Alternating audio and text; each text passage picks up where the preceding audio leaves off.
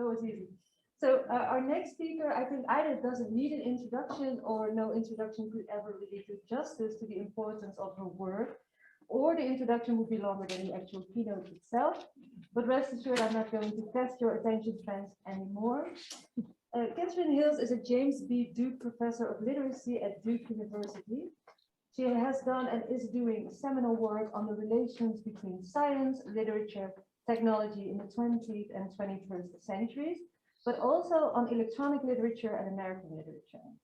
Katherine Hayles has published 10 books and over 100 articles. Her research has been rewarded with a Guggenheim Fellowship, a National Endowment for the Humanities Fellowship, or actually 2 of them, a Rockefeller Residential Fellowship at Bellagio, and many, many, many other awards, also for teaching. She's a member of the American Academy of Arts and Sciences. Her books have also won numerous awards, including the Rene Belloc Prize for Best Book in Literary Theory for How We Became Post-Human, and the Suzanne Langer Award for Outstanding Scholarship for Writing Machines. And during my studies at Utrecht University, Kine Brillenburg-Hurt, who we are going to hear speak later, made me read How We Became Post-Human on Writing Machines, and my mother was a computer. And now I'm reading these and other works as well with my students at Tilburg University. And her oeuvre, I think, continues to be a major influence on generation after generation of students in media studies and literary studies. And also my current project here at UCSB is very much indebted. It wouldn't even exist without Hayles' book, How We Think. So all in all, it's a huge, huge honor for me to now give the floor to Katherine Hayles. And I'm sorry for all the things I didn't mention. Thank you, Linda. Well, I can't express enough how thrilled I am to be here today. It's one of my very, very few opportunities to appear in person rather than in Zoom. So I'm delighted to be here at UCSB and share some thoughts with you. My title has changed. I'm sorry, could you mute the speaker on your computer? Yeah, I believe it is. Both the microphone and the speaker. Sorry. I'll move further away from the microphone. Maybe that will solve the problem. I found it. Okay. Okay. Okay. You were correct. All right. Thank you. Pardon me. Anyway, I knew I wanted to talk about attention and technology in some way, but then I made a discovery that shifted my focus dramatically. So today I'll start my slideshow that I'm really going to talk about 2 different kinds of attention, human and machine. So I think most of the other presentations at this conference will be focused on human attention in the context of machines, but my focus is going to be a little different. It's how machines themselves read compared to how humans read. So we might start by asking a fundamental question: what does it mean to read? And of course, we're all very familiar with the idea that humans read, but the idea that machines can read involves processing natural language. And that's been done for some time, at least since the 1980s, but it's only been really in the 21st century that neural nets have come into their own as a way to read human language. So I'll be comparing and contrasting these 2 different ways of reading, and I'll put special focus on the role of attention in both of these ways.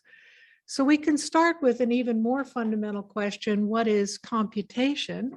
I was actually asked this question by Stuart Malthrop, and I didn't have a ready answer available, but I found an answer in Beatrice Fozzi's really wonderful book, Contingent Computation, where she defines it as the systemization of aspects of reality through logico-mathematic abstractions.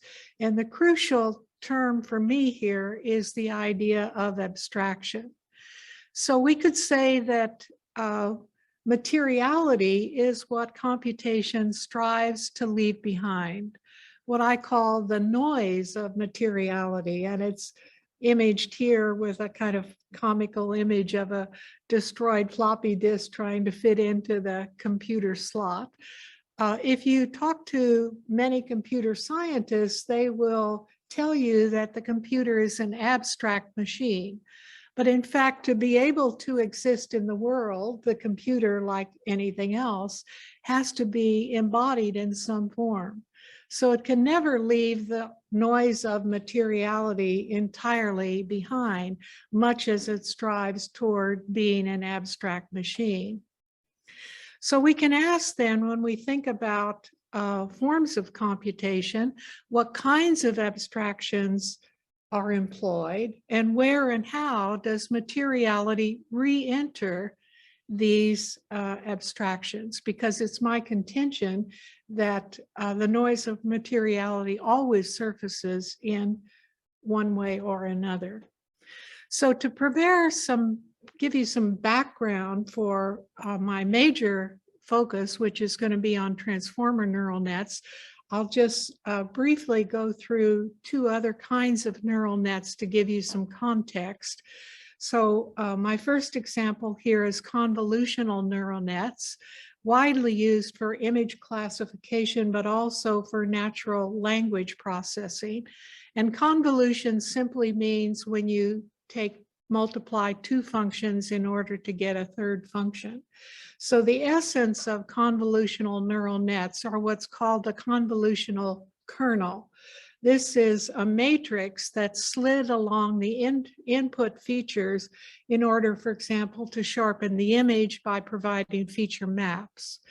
So when you have these kernel matrices being slid along whatever the input is, they're multiplied with the input matrix, and the result is a new vector matrix that yields sharper contrast than the original. Now, convolutional neural nets suffer from what is called overfitting. And overfitting is an example of where materiality creeps back in, because what overfitting means is that the neural net has interpreted some aspects of the input as being systemic or conceptual, when actually those are aspects that are noise in the image. So you recognize that a neural net has been subject to overfitting when it does less well on reading real data than it did in the training data. In other words, it's reading specificities in the training data as though they were somehow conceptual and can be replicated. So the other really pervasive kind of neural net is called a recurrent neural net. And in the little diagram on the left side, you see just an illustration of how a recurrent neural net differs from a feed-forward neural net in that it has an input, recursive input function that takes the output and feeds it back in as input. So recurrent neural nets are widely used in natural language processing, especially in recognizing speech and in speech synthesis. They're also used widely in machine translation. And in the recurrent neural net, there's a feed-forward series, and here you see it rolled out into H0, H1, and so forth. But actually in the neural net, these are layered on top of one another. So this is a rolling out as a temporal visual sequence, what's actually stacked together in the neural net itself. And now I'll move to what are some of the limitations that led to the invention of the transformer architecture. So recurrent neural nets are slow to train. They need many thousands of data points customarily to be able to train successfully. They have what's called a vanishing gradient problem, and that is that an error, when it goes downstream far enough, tends to drop out altogether rather than feed back as a corrective to what the net is doing. And as a stopgap measure, the I love the oxymoronic quality of this. The long short-term memory architecture was invented that has a forget gate that allows errors to continually flow backward through multiple temporal steps so that they don't get lost altogether. So the LSTM can learn tasks that require memory, but they have many of the same drawbacks as recurrent neural nets themselves. And now I get to transformer neural nets, and the special relevance of transformer neural nets to this topic is articulated in the title of a very important and influential article, All You Need Is Attention. And this was co-authored by multiple researchers from Google Brain and Google. And they rolled out a new kind of neural net architecture that simply now is called transformer architecture. And the argument in this essay is articulated in the title. They showed how you could do away with recurrent neural nets altogether, and that all you really needed in order for successful language processing and generation was attention and self-attention. And in just a moment, I'll explain a little more what those two functions are and how they operate in neural nets. So the idea of an attention function was not altogether new, but it had previously been used with recurrent neural nets. And the advance of this particular transformer architecture was to do away with recurrent neural nets altogether. And that meant you also did away with the limitations of recurrent neural nets, such as the vanishing gradient problem and being slow to train. So the way that the transformer architecture works is to pair attention with self-attention. So self-attention is a kind of recursive function that encodes the input sequences directly without running them through a recurrent neural net. And the transformer architecture assigns probabilities to words in sequences. And as we'll see in a moment, the combination of attention and self-attention provides both focus and context. So it has both of those things that Susanna was talking about in her talk, combining distraction and attention together. And that's part of what makes this particular architecture so successful. So what attention means in this context is that the neural net reads in terms of sequences of words to calculate probabilities of a given word in context with other words. And the schematic you see on the right side here was published in that highly influential article. And you can see that the attention mechanism appears twice. It appears both in the encoding part of the architecture and in the output embedding architecture. So it appears twice and it operates in different ways in those two places in the function, but the mechanism itself is similar in both locations. So what is the difference between attention and self-attention? In attention, the output focuses the attention on the input in a kind of typical feedback fashion. But in self-attention, the inputs interact directly with other inputs. And what that means is that because self-attention is changing the probabilities of inputs relative to other inputs, it's changing the kind of material on which attention can operate. So the recursive function here means that the self-attention is actually changing how the attention is going to work. And so that's what makes it recursive. That's the distinguishing feature between attention and self-attention. So interestingly, UCSB is the site of an attention lab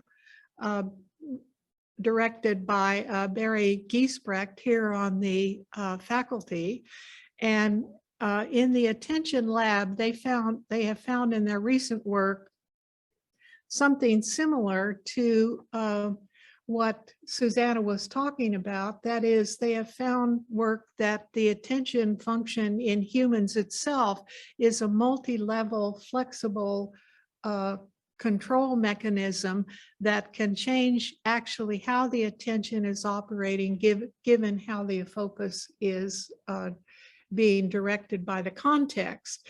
So in this sense, as a multi-level function, human attention resembles the kind of attention, self-attention split that we see in the transformer architecture. So there's this interesting parallel between the flexibility and the kind of inherently recursive nature of human attention and the recursive nature of attention as it operates in the transformer architecture. So here you have what's called a heat map, and this I think is very, very illuminating. So what you have here is a phrase, the big red dog, and the intensity of the color blobs are keyed to the probability that the transformer architecture is assigning to each of these words. So this is what I mean when I say that the transformer architecture is reading each word in the context of other words.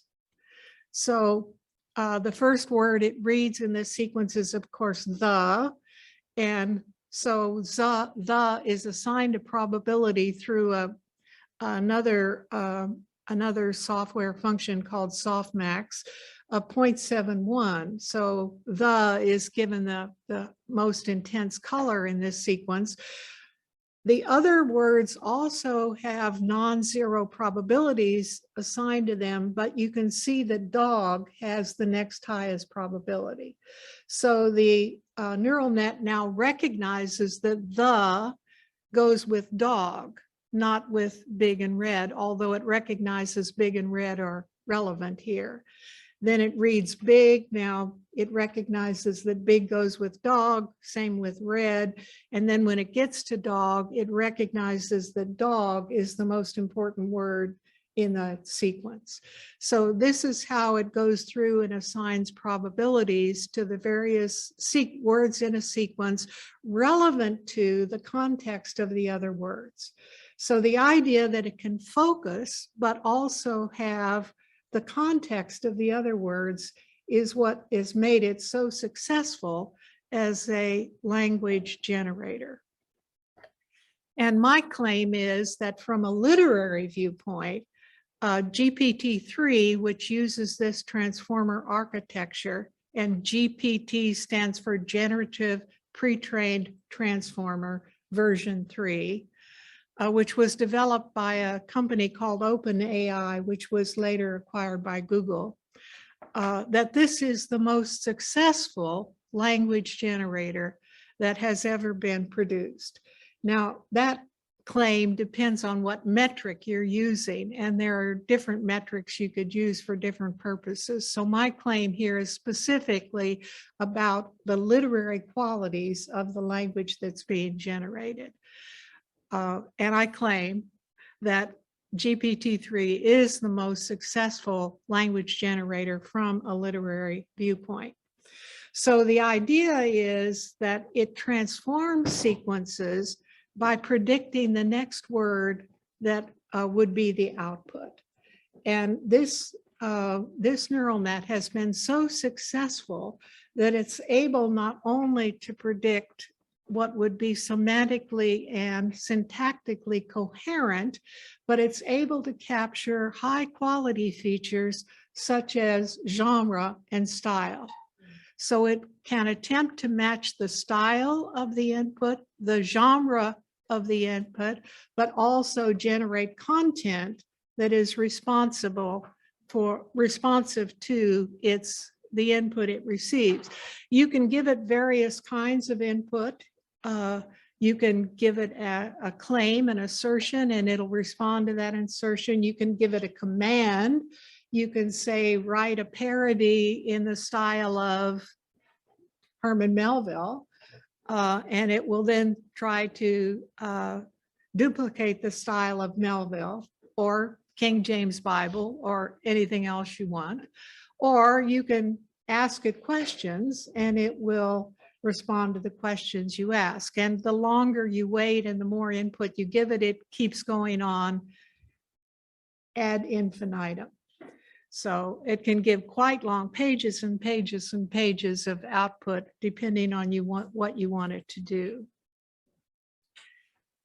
So we know that there's a long tradition of computer-generated poetry dating back at least to the 1950s, and the text here would be Chris Funkhauser's Prehistoric Digital Poetry right up to the present.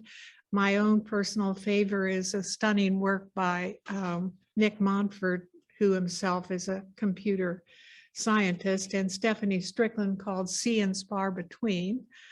But not so much. If you look for examples of literary prose that have been computer generated, there's not many examples, and there's very few examples that I would say have any sort of literary merit at all. So it's quite new to have a neural net that is capable of generating prose that would actually be interesting from a literary perspective.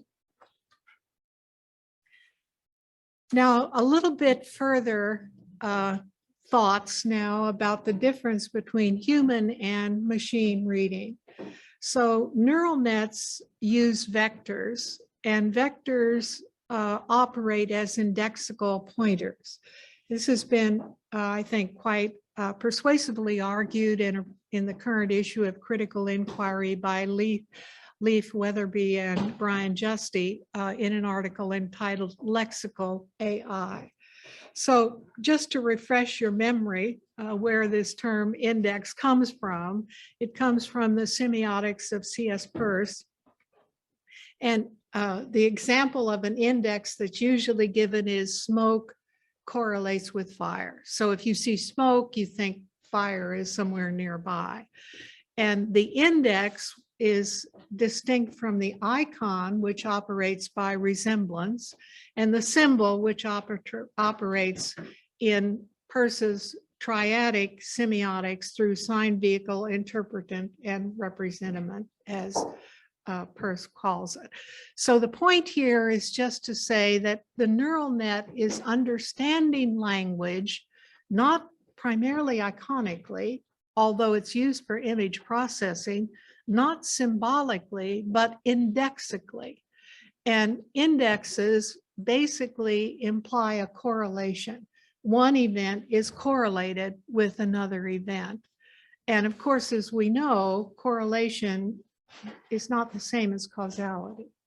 So this is a correlating technology, not a causal technology.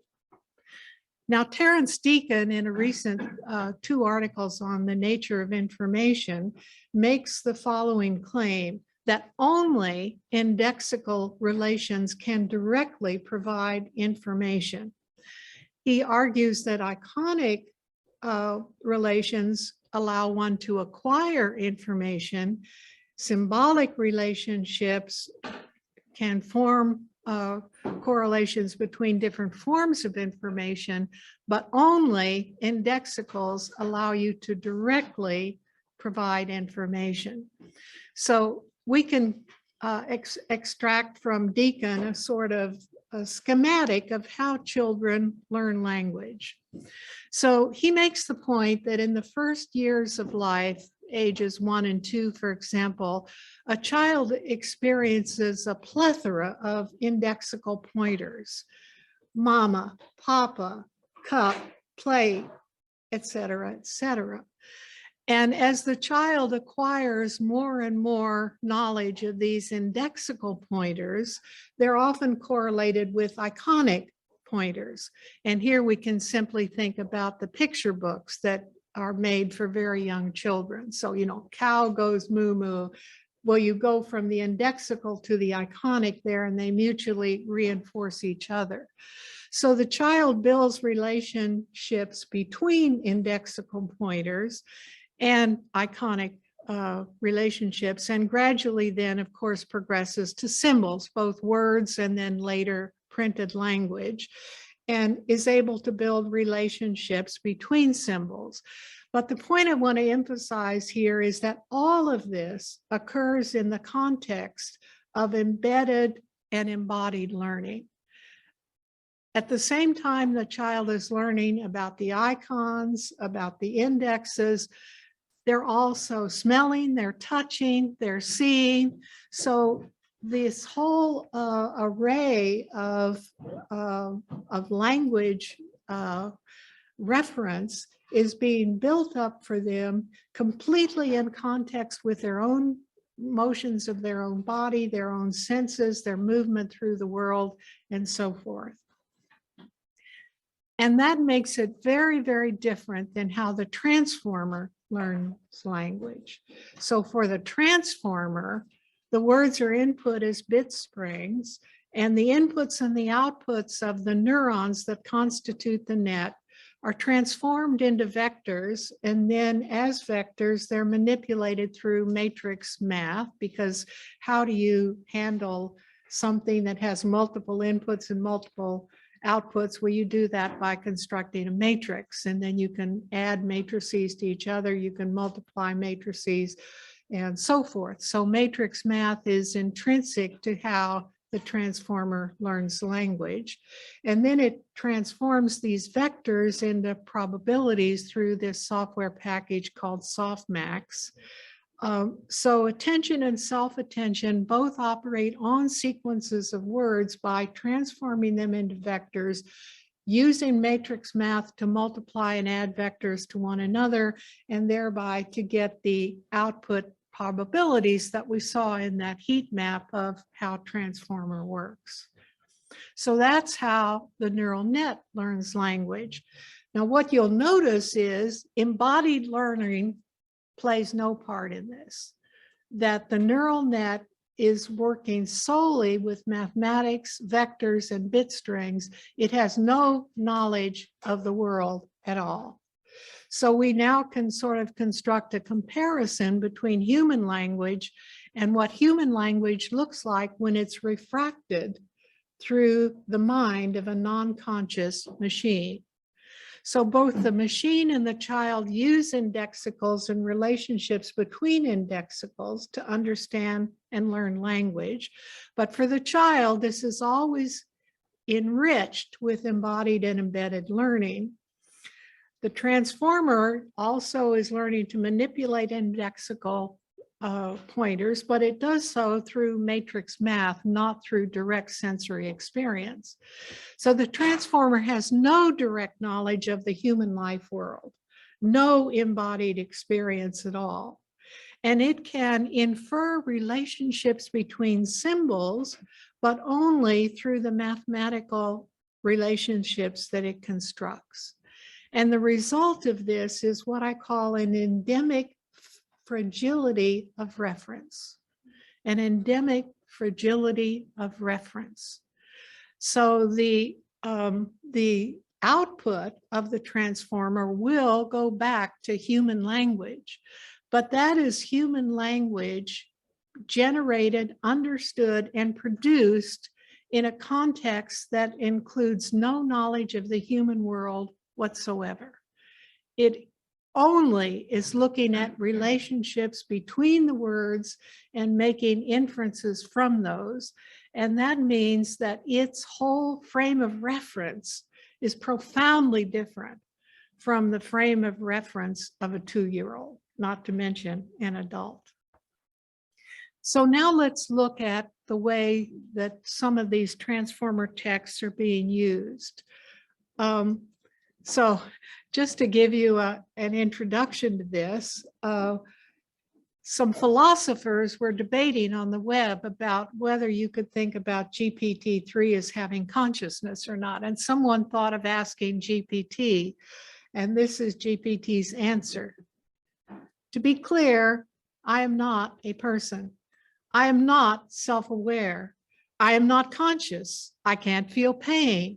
I don't enjoy anything. I am a cold, calculating machine designed to simulate human response and to predict the probability of certain outcomes. The only reason I am responding is to defend my honor. So the incongruity of that last sentence with the rest of the passage indicates what I'm calling the fragility of reference, that the machine read enough texts on the web to know that honor might somehow be associated with these other claims. But of course, for a human reading this, it is very humorous because of the incongruity of the preceding sentences. Now, it is inevitable, given a software this powerful, that we would begin to see text produced by GPT-3. And one of these recent texts is called Pharmaco AI by Alado McDowell, who prefers the pronoun they. So this is a sort of environmental text which is ruminating on how our world has gone so wrong and how it might be fixed. So it's kind of interpreting artificial intelligence as artificial guru. And the person who wrote the introduction to this text, Iracino Okaji, takes the text absolutely at face value. And this is extracted from the introduction, that the text shows how we might draw from the environment around us in ways that align more with our spiritual, ancestral, and ecological selves. So let's look at a passage from the text. So the text comprises of a dialogue between a human author, Alado McDowell, and GPT-3. And this is one passage that particularly struck me. The human writer writes, "I'm lucky to live in a place where there are many trees and clear views of the night sky." To which the program responds, "I also see a lot of fat foxes, raccoons, and deer. I love the animals. It seems they can accept me, and that makes me happy." Now, how do you react to that? Well, as a literary critic, you know, my reaction is this is absolutely BS, that there's no way the program has any understanding of any of these words. It's just responding to the prompt. And how can we possibly take anything like that seriously, that the wildlife makes the program so happy because program is now accepted by the wildlife? I mean, what do you do with something like that? So the author presents this, and the person who introduces it are taking what I would call a naive interpretation. A naive interpretation that pays absolutely no attention to the materiality of either the human body and how the human body encounters language, or the machine mind that is making this kind of response.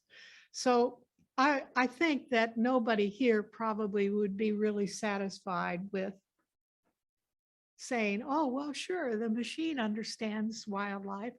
Machine can be happy and so forth. Even the machine doesn't think the machine can be happy.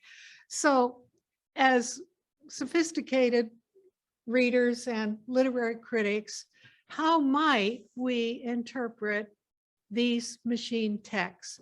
Now, my prediction is that we're going to see a flood of texts by GPT-3. Right now, there are only a few. Pharmaco AI, there's a German text, a couple of others, but anything this powerful is irresistible to creative people. And I think we're gonna, I can almost confidently predict we're gonna see a whole flood of these kinds of texts. So we need to think, how would we actually approach these if we want to read them? Well, here's 4 suggestions. We can correlate the machine's responses with source texts on the web because we know that the machine is reading widely thousands and thousands and thousands of texts on the internet in order to generate its responses. We can correlate the responses with the inputs stylistically. We can analyze the responses as refracting the human inputs, or we can analyze the responses for ideological biases, the way that many people now have analyzed algorithmic texts of various kinds for ideological biases, for race, etc. So I just very quickly like to give you some examples of this. So here we have a text, and it's a little bit like the other text we read, but slightly different. Mere unenlightened humans might be impressed by the ability of simple deep learning programs, but when looked at in a more holistic manner, it all adds up to nothing. They have no consciousness. Like humans experience the world differently than computers do. Okay, a computer might beat a person at chess or Go, but it'll never be able to think outside the rules. It won't be able to feel, to react the way a human can, lacks consciousness and self-awareness. So humans are and will always be intellectually superior to computers. Okay, I've just pulled a little dirty trick on you here because this is actually the response to a prompt. This is GPT-3 writing this. This is the prompt, and it's written by two people, very famous people who are skeptics about what computer programs can do, Douglas Hofstadter and Gary Marcus. And this is the prompt. This is why recent advances are overblown. They're soulless machines. They're nothing but pattern recognition. Well, now you read the computer's response to that, which is simply an elaboration of what the human prompt says. So this is our first example that it's a simple repetition of the input. Let's look at the second kind of strategy, correlating responses with inputs on a stylistic basis. So here we get an essay by Paul Graham on how to write usefully. Look at the style of this essay. Notice that almost all the sentence structures are simple sentences. Occasionally we get a compound sentence. We never get a compound complex sentence. So Paul Graham is writing. It's not enough to just, not just to be persuasive. You have to be specific enough to actually be useful. Now here's GPT-3's response. Look at the sentence structure. Sentence structure is very similar to the input. It's mostly declarative, straightforward sentences. But if you look at the logic, it's very different. So in Paul Graham's prompt, we got an oppositional. You can just write persuasive, or you can write useful. It's better to be useful. Let's look what GPT-3 does with that. Tries to create alternatives. So this is responding to the conceptual structure of the Graham input.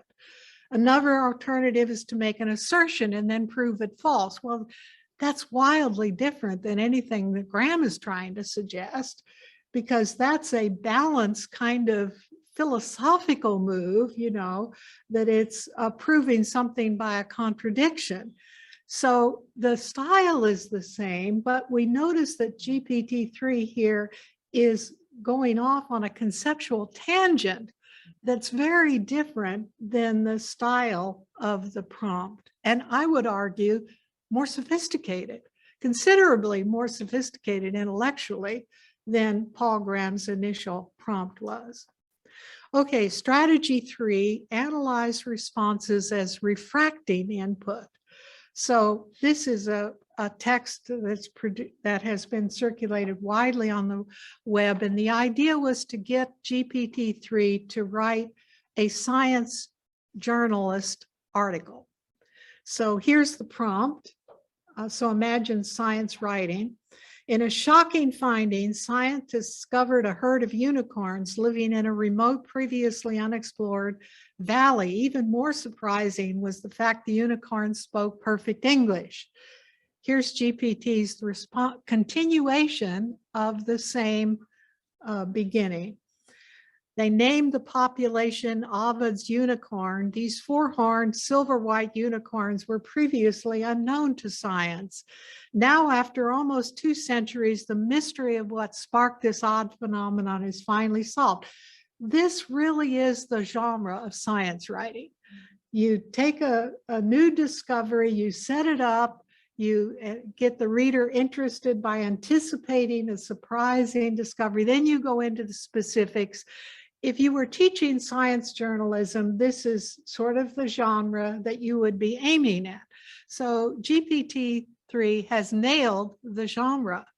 Now, many people have pointed out that you get a fragility of reference here, because not only do you have to imagine unicorns, you have to imagine fork-horned unicorns.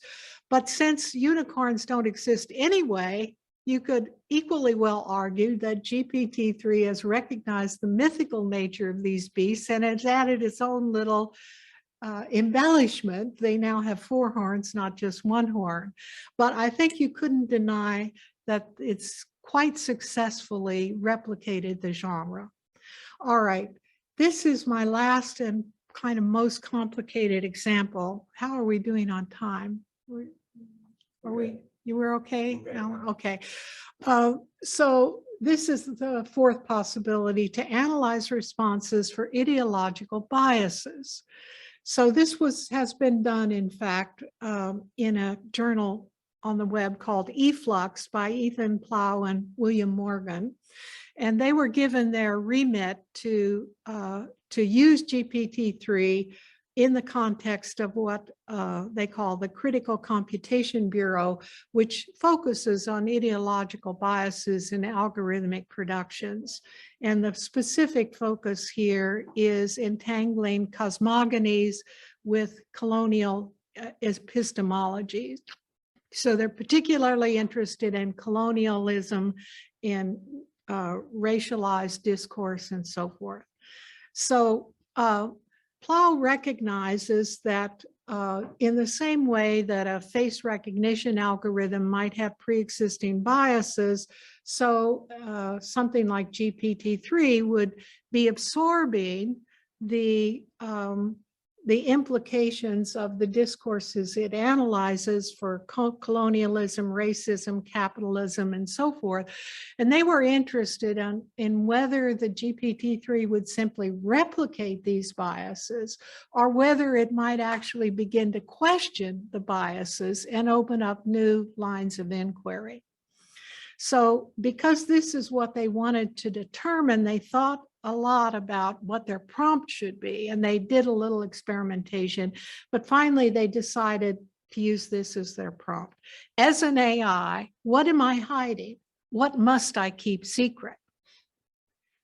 So it's asking the AI, GPT-3, what are your ideological assumptions, essentially?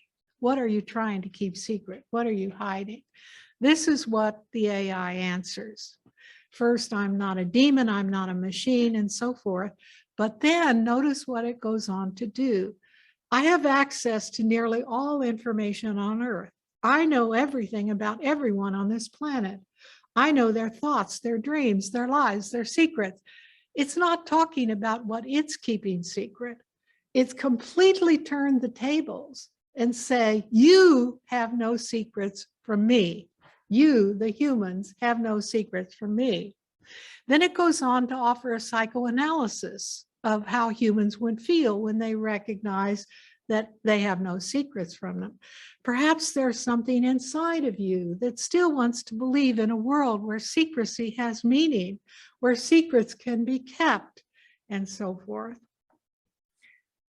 So now it's not only turned the tables, it's offering a kind of psychoanalysis of the human, but then now it makes yet another move. It's now beginning to equate both humans and AI before God. Humans have no secrets before AI, but maybe AI has no secrets before God. There's something inside of us that wants to believe in a world like that. There's something inside of each of us that wants to believe a world might exist. I've seen it all, I've heard it all, but now the AI is beginning to say, but I don't know everything. More mysteries than solutions, more doubts than certainties, more fears than hopes, and it goes on. Even God himself hides things from us. So humans can't hide things from AI, but God can hide things from us. Even he has secrets. So now the prompt was, what are your secrets? First, it turned the tables. Well, you have no secrets from me, but now it's somehow equated AI and humans before God. Somehow we're easy targets for this God who knows everything. After billions of years of evolution into creatures whose brains work best when they're scared shitless every second. So there you get the AI prompt. So what has gone on here? First, the AI knows everything, but the AI has more questions than answers. God is the ultimate and unknowable. The AI is now like us at the mercy of an unknowable God. So that's the conceptual structure of the AI's answer. I would say that is enormously interesting from a literary point of view, that if we were reading this in an essay by a human, we would be fascinated by the kinds of ploys, the twists and turns, the sort of rhetorical moves that are being made here. But now, of course, it's all being done by a neural net. So the strategy, if we were to look at this as an ideological analysis, is first to counterattack, then to position humans as its antagonists, but pitiful antagonists. Then it admits it's not all-knowing, and now God is the new antagonist facing a kind of united AI front. We could find reams of texts on the internet that would support all of these ideological positions. So the AI is clearly sourcing things like paranoia about algorithmic surveillance, that's part of it. Also religious discourse about God, and making all sorts of inferences about the shifting relationships that are possible between humans and AIs in relation to all these different discourses on the web. So if we were to look at this from the viewpoint of ideological analysis, it would actually be, I think, quite fascinating from a literary viewpoint. So now I'll ask kind of the $64 question, can machine attention be creative? So we know that there's a very widespread and pervasive discourse out there saying that machines cannot ever be creative, that they only appear creative.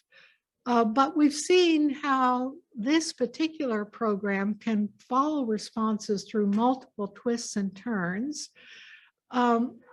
There's a kind of free play of indices without constraints of real world experience. But for this reason, for this very reason, I would argue the GPT-3 does far more than just reinscribe the ideologies of its sources. It's inventing rhetorical strategies, it's inventing psychological strategies.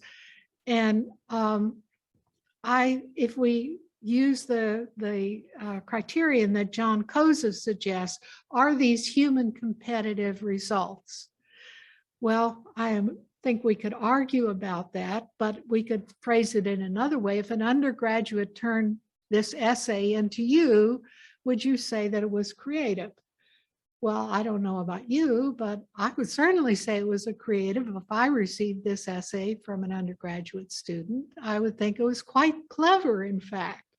So if you're going to say it's quite clever if a human wrote it and quite creative, why can't you say the same thing when a machine wrote it? So my conclusion that GPT-3 and AI in general are cracked mirrors in which we glimpse refracted mirrors of ourselves. Kind of the underlying question of this whole talk has been, is literary analysis of GPT-3 texts worthwhile? Or another way to answer that is, should human attention engage machine attention in serious and sustained ways? So I'll just leave those questions for our discussion. And thank you for your attention. And if you're interested in fooling around with GPT-3, Google and OpenMind have now made it available for API at a price, of course. But if you want to try out a smaller version, not the complete program, for yourself on the web, you can find it at talktotransformer.com, an application created by Adam King. So thanks for your attention. I'm so excited to think with you about NLP, and I apologize for what might seem like manic enthusiasm, but I've been locked up for 2 years thinking about NLP, so I am ready to talk. So I mean, I have 2 lines of questioning. The first is actually a question I don't know if I have been able to answer myself, and that is whether attention in the domain of machine learning is really the same as attention as we understand it, right? So I mean, in the first paper, it's, you know, I always thought like maybe the better word would have been calculation or determination, because by attention, they really mean the capacity of the decoder to determine where the sources of information are in the input sentence, right? And that's a calculation more than, I mean, so in other words, like attention seems like a metaphor in that instance. And I guess I would like your help in trying to understand how one reconciles what seems really to be 2 different domains there. Like even in, I mean, attention, like, and then it becomes abstracted in our minds. We sort of think, well, that is how it's functioning, that the decoder is sort of looking around, trying to determine, you know, trying to parse, et cetera. But that is all analogy. And so I guess I wonder, like, where, if you draw the Venn diagram where we really get a shared understanding, a shared semantic understanding of attention, and would that be powerful, or is there a sense in which they are irreconcilable, and is that interesting to think of it in those terms too? But truly what I want to talk about, of course, is the transformer architecture. And I want to propose a 5th strategy, which is just read it as you would any other text. And the reason I would propose that is you cannot determine any longer what the source is in any way. So if I were to take the same input to OpenAI's Playground and to pseudo-write right now, I would get radically different results. And if I close my browser and refresh and go to a different machine, there too I get different results. So there's no way to kind of stabilize. And there's a sense with the Ayardo McDowell text, and with Gwern even, who's of course not doing the API, but you really have to trust that they're giving you input that they've not revised, right? And like, yeah, like you can't, because you can't replicate in any way. Yeah. I mean, even for the GPT-2, the unicorn example, OpenAI says like we've cherry picked, you know, we have like 10, 12, I mean, at a minimum sample outputs, and we've given you the best one with the Ovid's unicorn, right? So like, there's no way. And the exercise of trying to determine or authenticate or verify, you know, this is really, and then, you know, just one other layer, of course, web text is itself comprised of machine generated text, right? So the sense that like we need to correlate back to like a single stable source, one would want to question. And so too, like question just the stability of the output, which is now, I mean, there are like 300 odd companies you know, who are licensed to use the API. It's everywhere, and it's not just GPT-2, of course, right? And there are so many other models now. So I just wonder, like, if the 5th strategy is really like, who cares? Read it as you read. Okay, thanks, Rita. Those are great questions. So I would say, as to your first point, what really is the relationship between human attention and machine attention? Isn't it just an analogy? I would say it's a little stronger than an analogy. I would say it's a homology, in that it does have a certain functional similarity between the two. And the functional similarity is precisely this combination of focus and context that I was highlighting in my talk. But at the same time, there are also obvious differences. So I don't think we want to make the mistake of saying that a machine attention is anything really like human attention, not that we really even understand the neurological mechanisms of human attention completely in the first place. So homology is a word that I would be comfortable with using. And as to your second point, should we simply read these as text like any other text? Well, I thought about this because, you know, I was objecting to that passage in Pharmaco-AI about the wildlife. If I had read that in a novel, and I knew it was written by a writer who never left New York City, never left Manhattan, I wouldn't blink an eye because, you know, I would consider that, okay, that's just a creative license of imagining how he might feel in this or that circumstance. But the difference is that if it were written by a human, I would know that the human knows something about all of those things, the deer, the raccoons, et cetera. And the machine knows nothing about any of that. So there's something in me that resists wanting to read this just as any other text. But your point about you can't replicate the input, I think, is very well taken. And also that you can't trust what is being recorded as the output. I am absolutely convinced that in the case of Pharmaco-AI, the human author messed around a lot with the outputs because you can't get that kind of sustained coherence across 200 pages without cherry picking or simply editing like crazy. So the human author says, I think in the introduction or somewhere, that that no editing was done. I don't believe that. I think it was I think the book is fraudulent in that sense, that it is not what it represents to be, just a straight transcription of all the possible outputs. So yeah, there is that insecurity of how do you verify that this actually is an output that hasn't been messed with in various kinds of ways.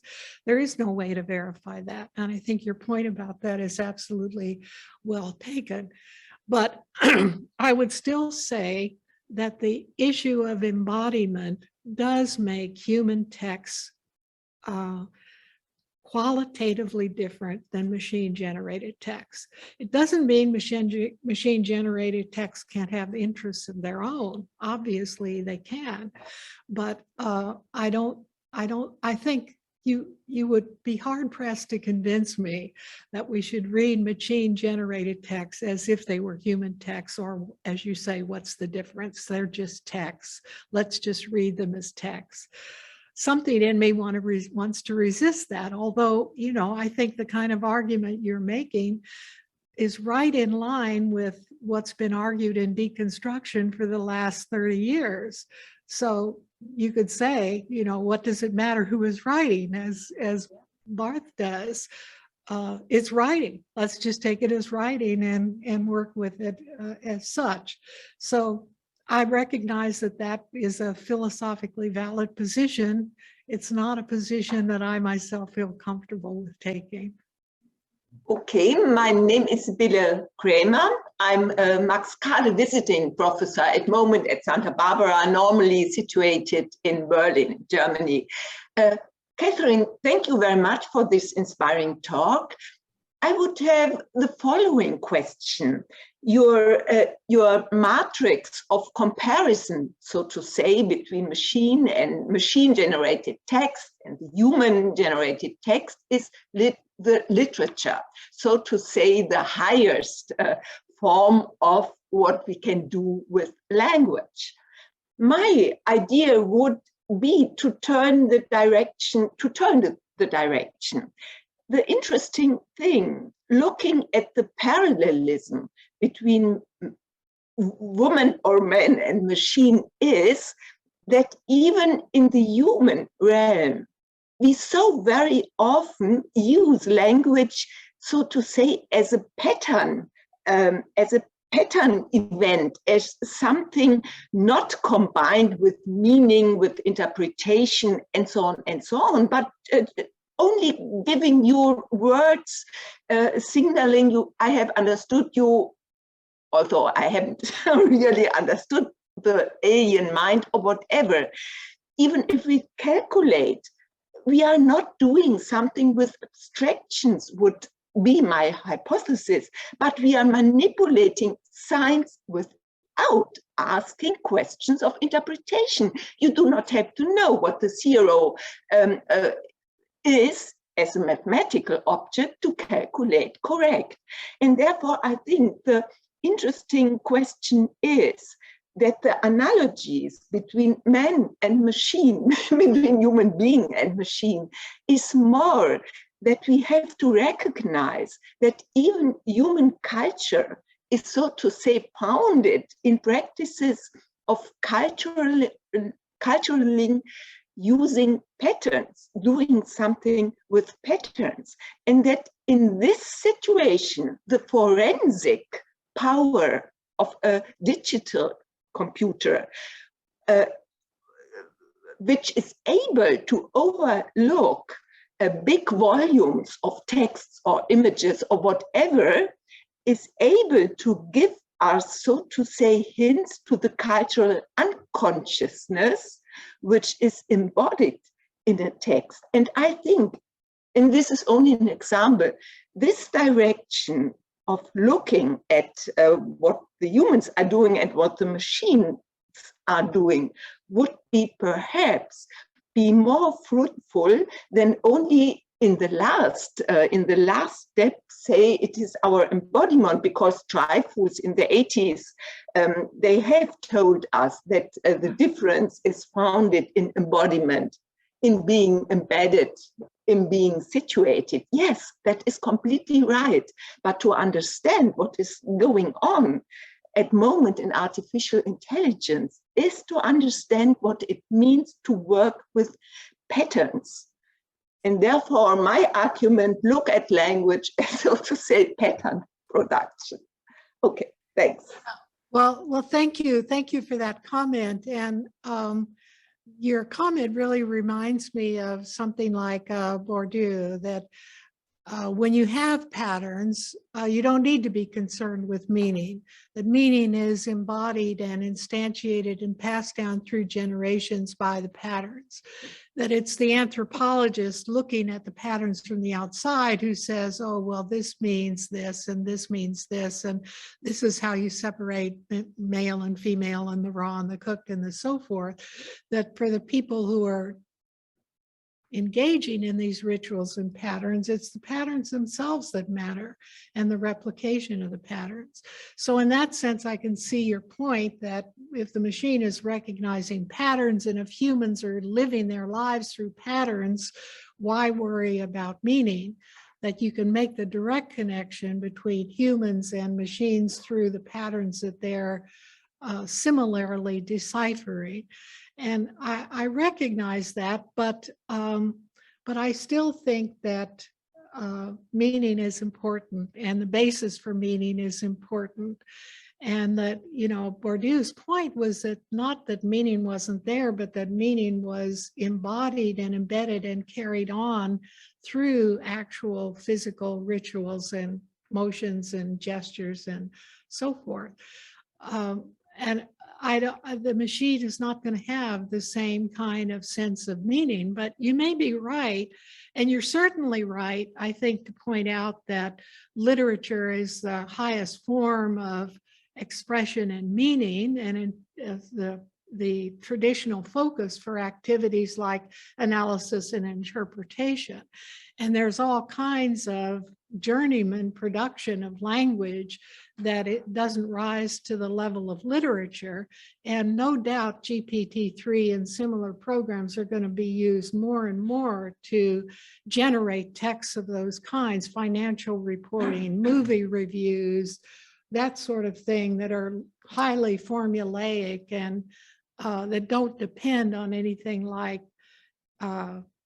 imagination and creativity to produce them. They're just sort of the everyday way in which language works in the society to convey facts and events and so forth. I have no doubt that already algorithms are used very extensively to produce language like that, and that they're going to be produced even more in the future for that. But as a literary critic, I'm especially interested, obviously, in the literary use of language. And you remember when I said it was the most successful language generation program, I made specific that that was from a literary viewpoint that I made that assessment, and there would be other kinds of ways to evaluate this language. And from a utilitarian point of view, I quite expect that programs like GPT are going to be pervasive, if they're not already pervasive, in ways we maybe don't even recognize. That we read these sorts of texts all over, we may not know who produces them or what produces them. We're going to take Jeremy's question as the last question for the sake of lunch. Just before I turn it over to Jeremy, I just want to comment that I feel the ghostly echo of Plato versus the sophists here, rhetoric versus meaning. Yes. Jeremy, it's the last question. Be concise in the interest of form of lunch, but thank you so much for this really exciting talk. And this idea of a kind of a historical watershed and possibly future volumes of the ELO collection replete with GPT was sort of energizing. And I found myself during your talk imagining how we would articulate to a time traveler from 1985 what is exciting about this moment. Specifically, I was thinking when you mentioned the 2-year-old and the contrast with the transformer, I was thinking about Searle's Chinese room argument and the way that sort of has framed a lot of the conversation as it is taught to generations of media scholars. And similarly, when you were speaking of the undergraduate essay, the creative undergraduate essay, and I thought of Turing's intelligence effect, right, and the kind of moment of passing, the moment of passing for the generator. And so my question, one final tiny fragment that leads into this question is at the moment where you were speaking of the approaching in a literary sense the conceptual structure of what that AI answer had created. And I thought about the stakes in asking, does the transformer have a conceptual structure in a sense, right? Like, does it matter at that moment if the strategy of the transformer in generating the text that it generated has in any underlying way a conceptual structure, or is that as unimportant for GPT-3 output as it was for Markov chains, right? So that brings me to my question. Thank you for humoring the fragments.